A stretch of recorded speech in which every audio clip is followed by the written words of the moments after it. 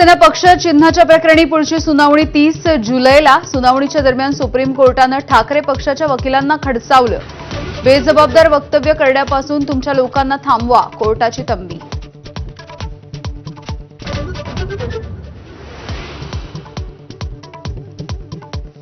पाच राज्यांमधल्या निवडणुका संपल्यानंतर पेट्रोल आणि डिझेलचा भडका। पेट्रोल 3 रुपये तर डिझेल 3 रुपये 11 पैशांनी महागलं। आंतरराष्ट्रीय बाजारपेठेमध्ये कच्च्या तेलाचे भाव वाढल्यामुळे दरवाढ।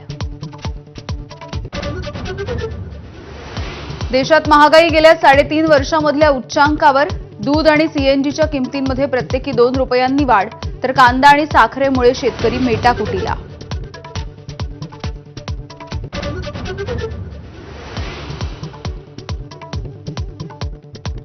जिल्हा नियोजनाच्या बैठकीमध्ये काटकसरीवरती चर्चा। बाहेर अधिकारी आमदारांचे चालक कारमध्ये एसी लावून बसल्याचं समोर।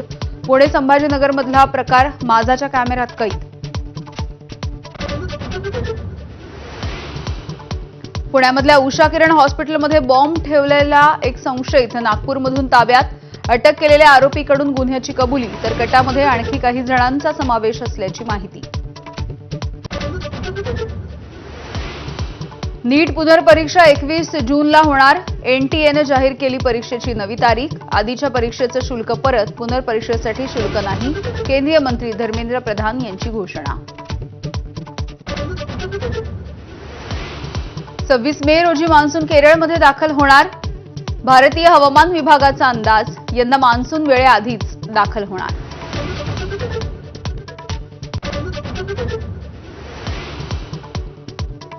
इंधन दरवाढीच्या पार्श्वभूमीवरती विमान कंपन्यांना सरकारचा दिलासा।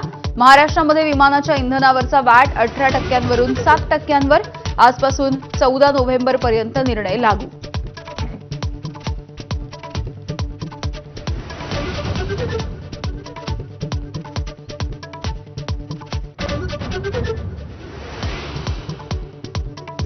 बुलेटिनमध्ये स्वागत। आपण बघताय माझा मिड डे। बुलेटिनच्या सुरुवातीला एक मोठी बातमी बघूया।